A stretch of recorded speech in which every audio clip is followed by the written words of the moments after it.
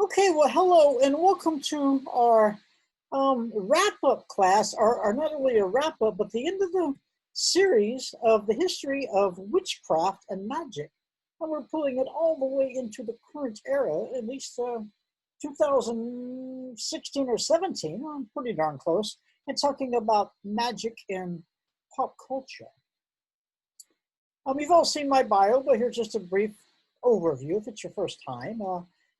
Basically, my current position is out at Full Sail. Been there since 2004. That's a media arts school here in Orlando, Florida. I was their first accounting teacher, believe it or not. But right now, the course I teach is called Concert Management and Touring.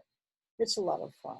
I'm more oriented to the show. We do a show on 91.5 FM here in Orlando, Florida. That's college radio called Pagan Sunrise. We also do community and charity work as the Bard and the Witch. Just my disclaimer with every presentation is that sometimes it's the obvious, but sometimes there's another answer. So as we look at a lot of these things, some things can be subjective. So I like to present information that has been referenced and verified, usually by 3 sources. But it doesn't mean that there may also be another answer. I'm trying to. Can you admit, Robert?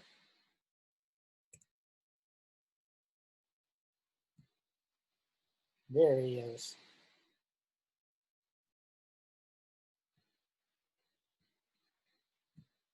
Okay, Robert is joining us now. So just a brief overview. We're just getting started here. The previous classes, we've talked about magic in the ancient world, medieval magic, the demonologists, more likely in Europe with the Inquisition. We brought it across the pond to the Salem witch trials, and talked last week about the Golden Dawn, Aleister Crowley, and a little bit about Gerald Gardner. And this has basically been a chronological study talking about key events that happened along the way. So now we're currently into, I guess, what we would call the 1950s. But before we go into that, what are we talking about? Magic. We're talking about realistic ways of dealing with situations by obtaining access to sacred powers that compel assistance from non-human entities. This is entirely rational and not superstitious. So here we go. I'm going to take you back to 1948. Something very significant happened then. Mr. Raymond Palmer started publishing Fate magazine. Now, previous to this, he had been publishing a sci-fi magazine, had a publisher, and the interest started to veer away within himself and his audience of content, and more of the occult information was what was looked to and what was appreciated. And as the previous magazine became more occult focused, the publisher said, no, we should be sci-fi. So he left, published this magazine. It was the first time that magic had a public forum like this, not only in the United States, but in the world. And the key thing it did here was not only publish some ideas, but also there was a classified section. And the classified section allowed all the American-based occult schools to advertise, or to say, hey, we're out here. So it became a great networking piece also. Not only did they present timely events, but it was a great way for all those schools and people, providers of the occult, to communicate and to let people know they were out there. Then, of course, in 1954, it finally came to fruition. Now, Mr. Gardner had studied with Aleister Crowley, like we talked about last week. There he is, Mr. Gardner. But he came back to England, and then he had been studying abroad, and he came back, and he became a nudist. He became a Mason. He started studying the occult, and he invented Wicca. Now, some people say that it was mostly fabricated. And as Gardner would say, it was based upon his meditation and his contact uh, back to the old ways through a COVID. Um, Now, maybe there's no credible sources to that, but needless to say, it laid the foundation for occultism revival in the 60s and the 70s. Um, it basically laid a format and a structure together. Even though it referenced the old ways to give it credibility, I think it was the structure that people were looking for. Is that how do we do this? And it kind of brought it together. Madeline Murray had did something very similar, and they consulted on this book. She wrote the foreword, actually. But this book right here is probably one of the, you could call it the Wiccan Bible if you want to, but it's definitely what started the movement coming out of the Golden Dawn and into pop culture. We also had an alchemical revival. That's the herbs and the minerals, bringing all that together. Frater Albertus, Albert Rydell's real name, wrote the Alchemist Handbook. No, not the Anarchist Handbook, the Alchemist Handbook. And it talked about lots of formulas and ways things were, fermented and distilled and how that had to happen. And he even started at college. Unfortunately, he started in 1981. Unfortunately, it closed in 1984 because he passed. So I think the very end of his life before he was able to finally bring his dream and start the college and teach alchemy in laboratories and have laboratory settings. And once he passed out the college, did not continue on. In 1969, not only did Woodstock happen, but John Mitchell wrote The View Over Atlantis. And he brought back that Pythagorean theory, the geometry and the myths and the ley lines and everything that came together. Hit the mass market in 1971, and believe it or not, it was probably could owe a lot of its popularity to the paperback revolution. This is when publishers started printing paperbacks. People were buying that form of media. Wasn't necessarily as popular before then. So this was one of the first paperbacks put out on the occult. So not only was it a good book there, but the trend may have helped it gain popularity. Just a little pre-New Age, but out there. And then we see Wicca going mainstream, 1979. Spiral Dance, Starhawk, taking it back, even though the old religion claim was refuted, Wicca was established as a religion. So now it became a recognized religion, just like Hinduism or Catholicism or Judaism. So that gave it some credibility here. And also, there was a setup where the clergy were paid.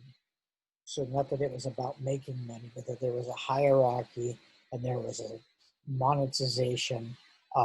So here again, this kind of brought things to a big to a big point in there, because now it's not just skepticism and now we're out there, we're published, we have some people that put something together, and now it's literally established as a legally recognized religion. As much as we may hate that label, it did open up some doors and give some credibility. And then in 1983, Ralph Blum gave a modern translation of the ruins, studying as the pagan past became too open. Elam Morgan had studied Druidry, which led to the OBOD, Order of Bards, or Great Druids today. Mr. Blum was studying more the Viking, the Nordic side, and that's where the study of the runes came in. One thing he did that was controversial, possibly to people who are purists, was when in divination, he actually was the one who suggested the blank ruin, which is nothing just symbol. And it's certain divination meanings based upon his theory. However, in modern, more recent times after this, people who are true seers, true diviners with the ruins have probably taken away the credibility of the blank ruin. Although, when ruins are produced commercially, if they're custom or whatever, there's almost always the option of, do you want a blank ruin?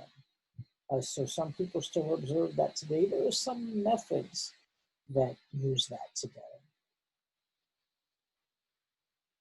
And taking it pretty current, December 12th, 2012, the Mayan calendar actually ended. The 13th Bactum, if you will. The Mayans had a calendar put together for hundreds of years, centuries ahead of their time, and it stopped. And a lot of people predicted, well, that must be the end. But the Mayans saw the end of the world. That's why the calendar stopped. There it is, the Mayan calendar. And to make it even worse, the Mayan Factor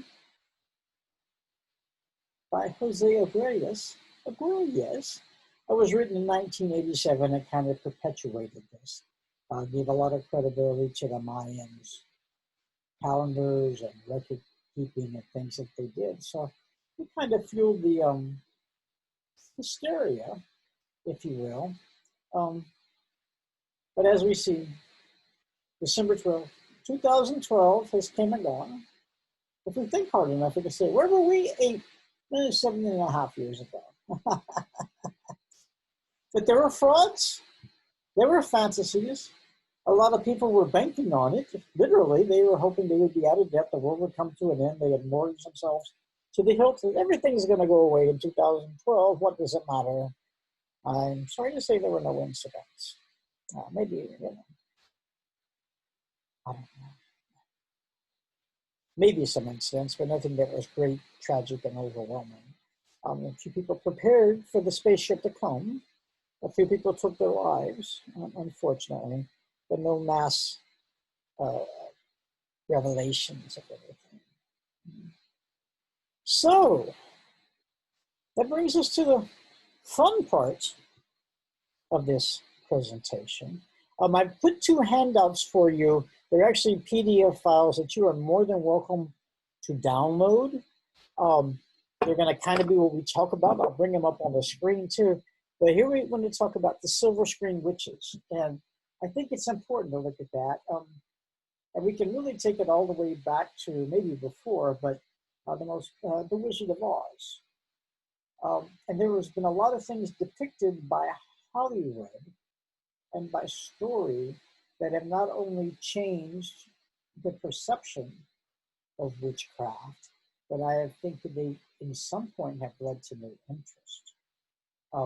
So while right now in our culture, I think we see a throwback, and I think we see a great acceptance of alternate past, pagan past, witchcraft, if you will, Wicca, if you will, and that has been, what's the word?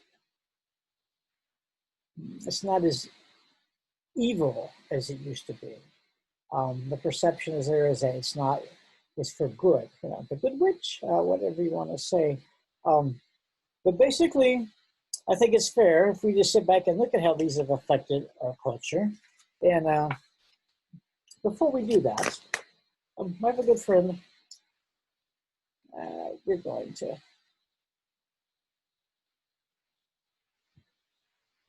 try to stop share here. If I can do it this way, there we go. I have a good friend, Alexian. Wrote a little song. We're not going to listen to the whole song. But basically it was,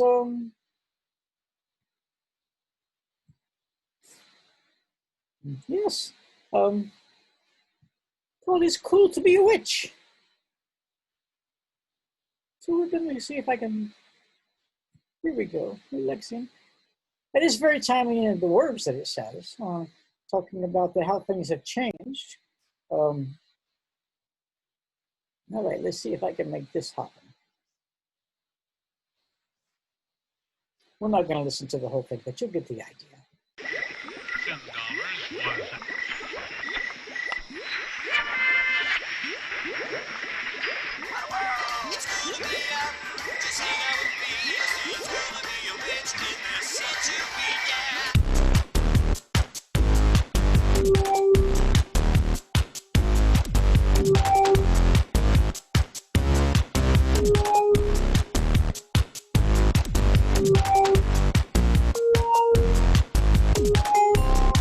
Update complete.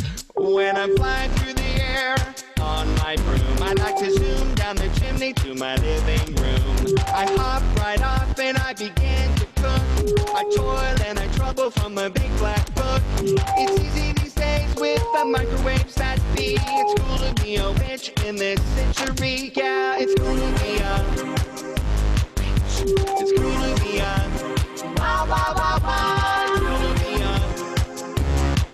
It's cool to be what a world, what a world. It's cool to be just hang out with me, you'll see it's cool to be a witch in this century. When those unsightly wards begin to appear and get in the way of your secret career, here's some advice from me to you.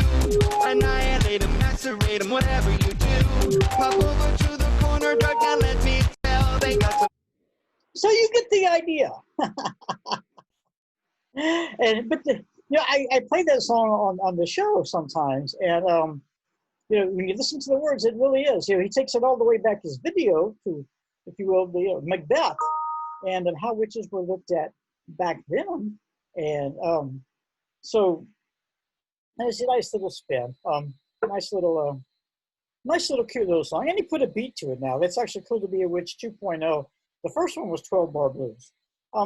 So what I want to look at is those witches and where we're at with that in pop culture. So let's see if I can grab that. Yes. And we'll start with the ladies. And go through. And again, you have this file, so you can feel free to download it. But if we actually started and we had to put them in order, not necessarily a popularity order, not necessarily a relevance order. We have to look at this. Here we go, the top 25 in my best David Letterman voice. Okay, so the Sanderson sisters, they were put to death in 1600 Salem, but a little spell brings them back to life on Halloween 3 centuries later. So we've all seen that movie with the Sanderson sisters. Again, one of the first times the witches were brought in modern times to the big screen, and The Wizard of Oz. And, we do have 2 depictions here. So there was the Wicked Witch of the West, and then there was Glinda, right? The Good Witch of the East. But who got the most popularity? The Wicked Witch, right? We got the nose, we got the hat, we got the green face, we got the idea that she was not pretty. So again, those stereotypes around the turn of the century were still out there. And even when you had both choices, what did you choose? Of course, the Vampire Diaries, Bonnie uses her power. Here's another good witch. So we see her idea of the good witch, very popular. Then we have Queen Ravenna wants to kill Snow White. Okay, we're back to the bad witch. The Disney, right? We got to Disney did the witch was bad, and I think they even transcended the old look over to the witch, Maleficent, and some would even argue into the Cinderella's stepmother. And here we have Fiona Good from American Horror Story. Much about power. Who's the baddest witch in town? So again, that's a Hollywood thing, and I don't even see it that much in our culture, is that there's a battle for who people are. It's just to follow a path. And of course, we mentioned Maleficent. And then from American Horror Story again, She was related to Tituba. Remember, that was from the Salem witch trials. Now, again, we're saying this is the Hollywood story. I'm not saying this is fact, but I'm saying this is how they've been presented in pop culture. Of course, Marie Laveau. We talked about Marie Laveau last week. That was last week, and how even got a little quote from Angela Bassett on how it was playing her. So we talked about, Marie Laveau was presented as very, she pulled a lot of cultures together. She brought voodoo and hoodoo into the mix, and she was, very powerful, very well known. And then, of course, there's the craft. Scarlet Witch. Right, there we go. On the Avengers. Yes, so we even have them coming into play that way. And, of course, the show responsible for many people becoming victims. Charmed. No, it is a good, it comes back, it's a show. It's not all factual, obviously, but I think how it's been accepted now is one of those things that people start to look at the idea of, even though it's kind of silly and has some comedy into it, but they accept the theme line, that these are witches. Even like we did back then. Samantha wiggling her nose. Of course, this was 70s. So it did go back a ways and bringing the good side of the witch. But again, there had to be the balance, right? They had to have the balance with Endora. So you couldn't just be good without a bad balance. But again, in pop culture, I think a lot of things, just accepting the idea. Of course, it was, kind of silly in its scripting sometimes, but basically the idea and what it was portraying.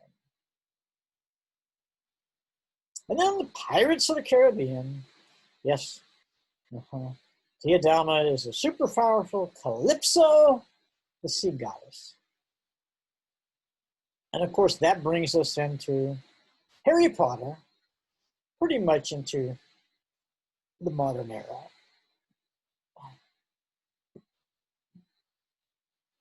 Professor Minerva, yes. And she's the shape-shifting type. Turns into a cute little kitten. And then, of course, we have the Teenage Witch. And here again, and you have this reference. There is my references. Those were they were pulled from as far as their popularity. And I just do not want to forget to mention Rowena. Oh, yeah, Rowena from, Supernatural. Yeah. I guess for 4 seasons or 5 seasons, however many it was. We'll see what happens after this. I think she has a future in portraying the witch. So now we've let the ladies go. Now let's look at the gentlemen. Powerful wizards and pop culture. Of course, Merlin. And the Holy Grail. Back to Harry Potter. Yes. Lord of the Rings. I don't know how we got Glinda the Good Witch in here, but I'm talking about Billy Burke, because he was the wizard. Okay. And yeah, you could say she's a modern female sorcerer, but Billy Burke was probably who we were looking for here. We have a few females mixed in here. Here we go. Lord of the Rings trilogy. Sauron. And Voldemort. Yeah, back from Harry Potter. And then for those of you who like comics, we do have the Sorcerer Supreme.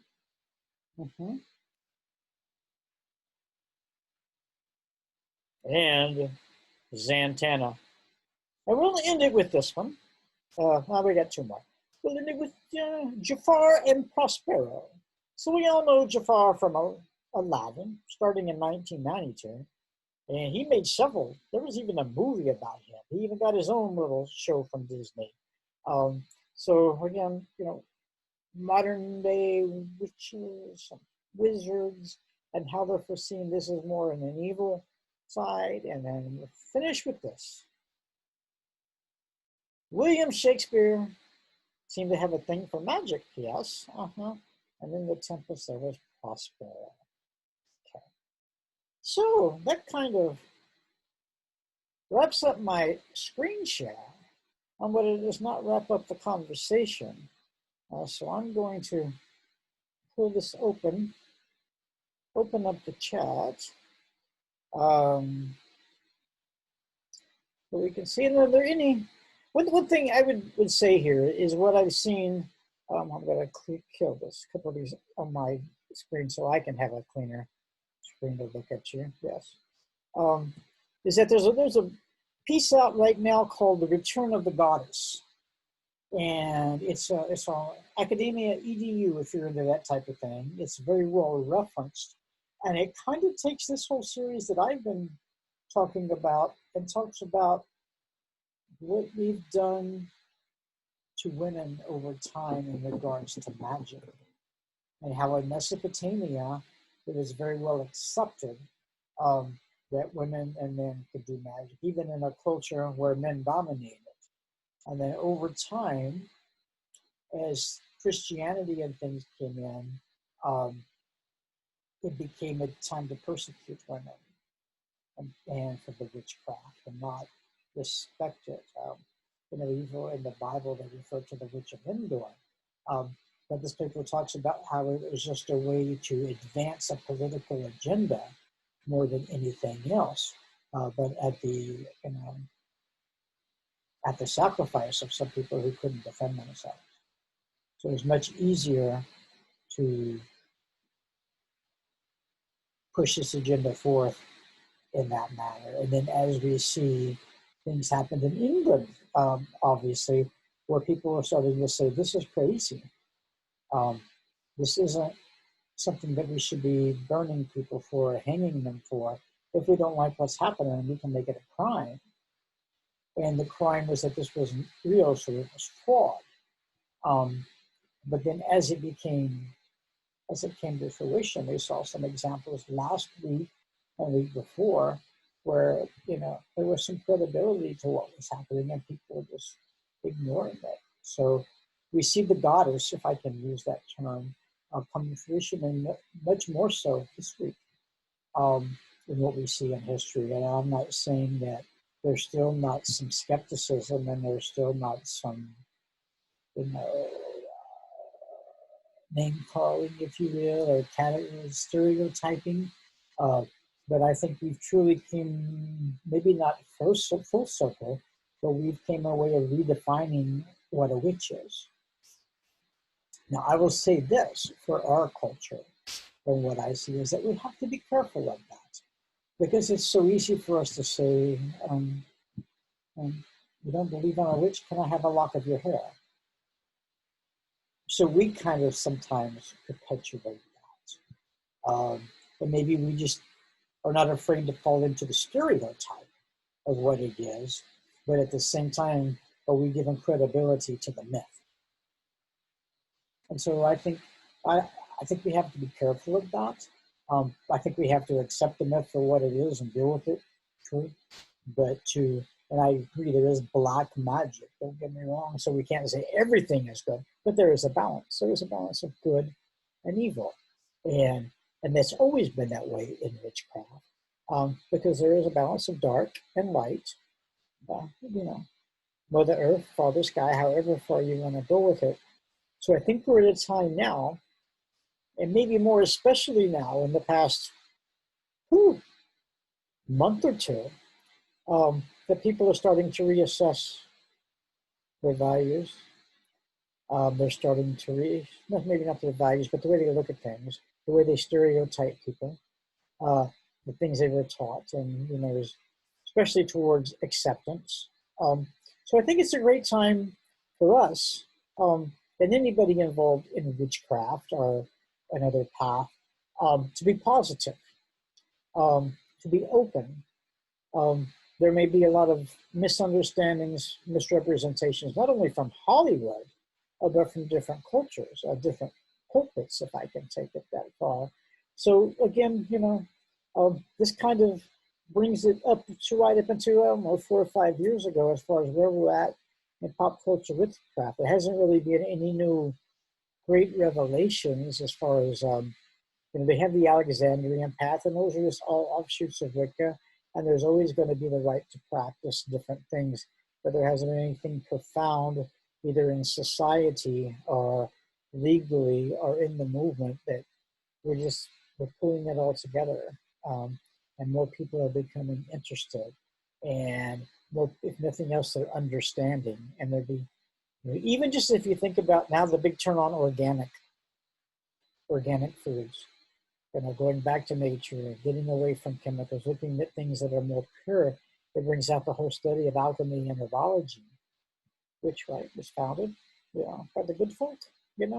That's who you used to go to, the good folk in the village, to tell you all about that stuff. So having a person out there that can reference that and give a little bit of guidance, I think that's how we may see ourselves, in the future. And that's, all a part of this teaching that they do at the circle is there's a lot of classes that are taught there on different things and, different paths, and just to learn a little bit more and to become familiar with it.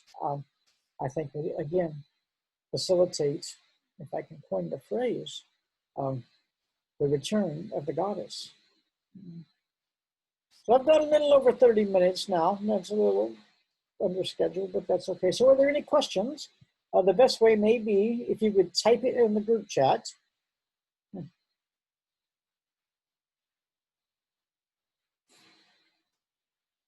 Yes, we were, yes. Yeah, it did. And yes, Gerald Gardner opened up Wicca. And yeah, he was a man. Would he have as much credibility as a woman?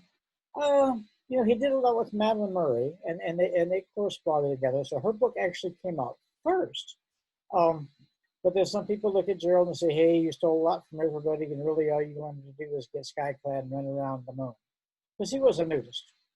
And were you just forwarding your agenda to, be with a lot of women and hang out? But either way, the structure of how it was written was opened up to, yes, it came through men, even the publications. And I think it's still, we go back to, Starhawk, and Spiral Dance. They were probably one of the first, mainstream women to come out there and establish something and have, full, what would you say, authority in that area, and be credible for what they've done. And I think you see that in a lot of our culture, not just witchcraft, but, we've had a problem with sex discrimination or misogyny or whatever you want to call it now for a while. And it has not been until just recently that we've given credibility to that. So, well, I'm going to wrap unless there's any more questions. It's been wonderful to see you all. This will get up on YouTube soon. Hopefully you've downloaded the files. And we went through them in class, but we downloaded the files so you have some reference material. But I enjoyed being with you today, and I look forward to the time coming soon when we can all be together again in the circle. Now, for those of you across the pond, we'll have to figure something out. Maybe some astral travel or something. Yeah. All right, if there's no further questions, I am going to end this session. You guys enjoy the rest of your Saturday.